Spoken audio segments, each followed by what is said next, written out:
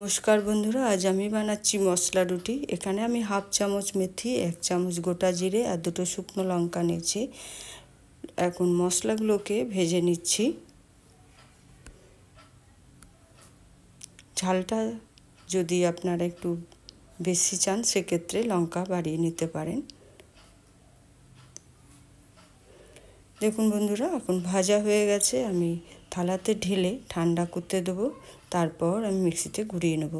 এদিকে আমি কড়াই বসিয়ে দিয়েছি, কড়াইয়ে আমি 2 কাপ জল নিচ্ছি। যে কাপ মেপে আমি জল নিলাম ওই কাপেই 1 কাপ আমি চালের গুঁড়ো নেব।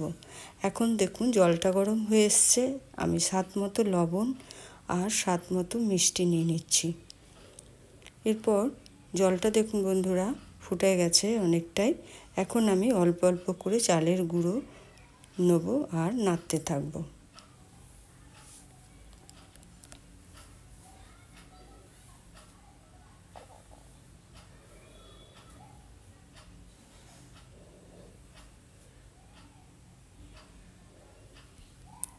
বন্ধুরা দেখুন এভাবে নাড়তে নাড়তে জলটা অনেকটাই শুকিয়ে এসছে। এখন আমি ধনেপাতা আর পুদিনা পাতা বেটে রেখেছি সেটা দিলাম। দেওয়ার পর আবারও বেশ কিছুক্ষণ নাড়াচাড়া করব যতক্ষণ না জলটা শুকিয়ে আসছে।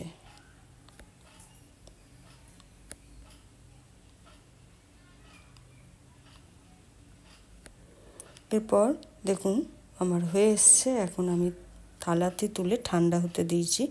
দেখুন ঠান্ডা হয়ে গেছে, আমি একটু হাত দিয়ে মেখে নিচ্ছি আর একটা বোলের মধ্যে ঢেলে নিলাম। আর তার মধ্যে যে মশলাটা গুঁড়ো করেছি সেই মশলাটা দিলাম আর মশলাটা দিয়ে বেশ ভালো করে মেখে নেব। বন্ধুরা দেখুন মাখা হয়ে গেছে, এখন লেচি কেটে আমি রুটি বানিয়ে নিচ্ছি। আর রুটি বানাতে এখানে আমি আটা ব্যবহার করেছি এবং আটাটা অনেকটাই দিয়ে বেলতে হবে, নাহলে বেলা যাবে না।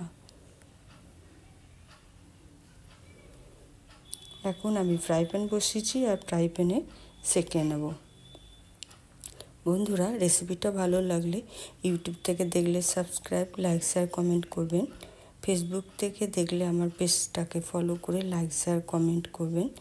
দেখুন এপিট ওপিট করে আমি এখন এটাকে সেঁকে নিচ্ছি। আর এই চালের রুটি খেতে কিন্তু খুবই টেস্টি। দেখুন রুটিটা ফুলেওছে খুব ভালো। এখন আমি উপর থেকে অল্প করে ঘি দিয়ে দিচ্ছি।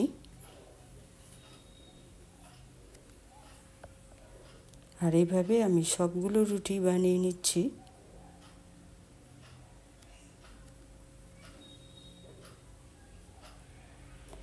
দেখুন বন্ধুরা এখন আমার রুটিটা হয়ে গেছে আর আমি সার্ভ করে দিলাম। আবারও দেখা হবে অন্য কোনো রেসিপিতে। ভালো থাকবেন।